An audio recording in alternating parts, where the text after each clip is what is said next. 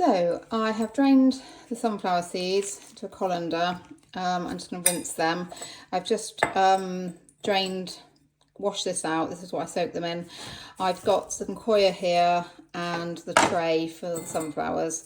So this was one of the blocks. I scored it along with a knife, and then I've just broken it up into, you probably need three of those blocks, and hot water to cover that. It will be probably a little bit deeper than the normal trays because these do put their roots right down, so you can see that really expanding there.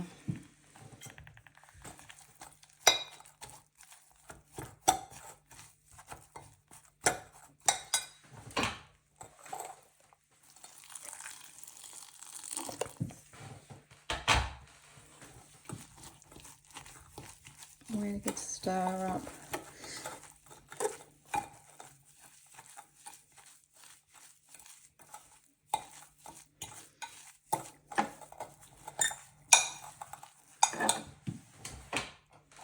Put some more water on.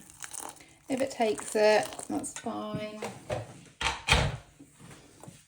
It looks a bit sloppy, but just mix it all in.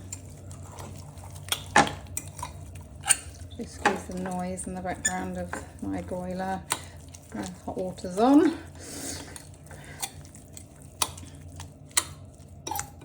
Right. So I'm just going to tip all of this sludgy mess.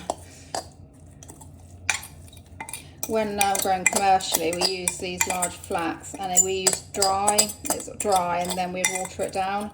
Because I'm using the coir and it's already dry and in block form, we need to obviously let it expand.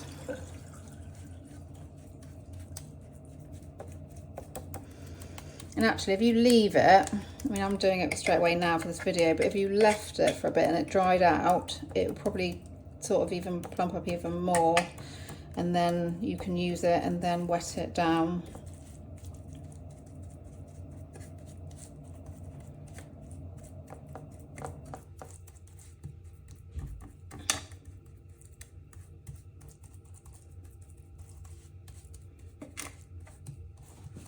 Because that's really wet, I'm probably not going to need to water over these, being sunflower. I might give them a bit of water because we're in warmer weather when I'm filming this, and I'm going to be leaving them for a few days. So just like that, nice smooth surface. Getting a bit anal there, being a bit neat. There you go, all covered. So that's that. And then these, obviously I've just rinsed them. And again, you can leave them to dry out. We would probably leave them before planting on the farm. Just to drain them and then come back and plant them. And actually I had done a few more, hadn't I, because I was going to use them in another dish. So that was probably the 75 grams at a guess, maybe. Oh, I don't know, I think that's about right. So nice coverage. You can see they're starting to open there, so it's that being in the water helps with germination, like that. And because they're wet from where I've just rinsed them, I'm not going to give them another watering over the top. Yeah, normally you would give them another sprinkling, but that coir was really wet, it was really saturated. These are damp. Also the heat, that's not a problem. there's an old thing I heard a while back about people years and years ago, you know, when they used to plant seeds, they would hold them in their hands for a certain amount of time actually, whether that's sort of with the heat, putting energy into them, and they did it around the sort of cycles of the moon, sort of biodynamic growing. So they're like the heat, it's all good. So next I'm just going to grab some parchment. What we would have done previously on the farm was have another tray that sat on top of them, and so like this again on top, and then again, so you'd have sort of 2 or 3 layers, and then put an empty one upside down on the top for the cover for the darkness. But for this we haven't got that, so I'm just going to use some parchment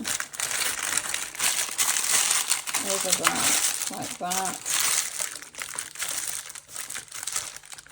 and then I'm just going to get some tins.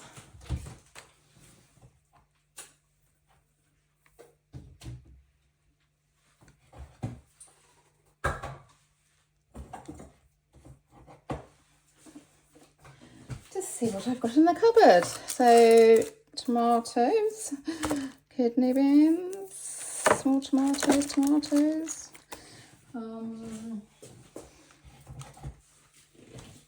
chickpeas, if I can get them on there, look at that, I can get them on there. Seems like a lot, doesn't it? But it's fine, they like a lot of weight, so when their weight goes down, that pushes their roots down for them to push up against that, so it's all fine.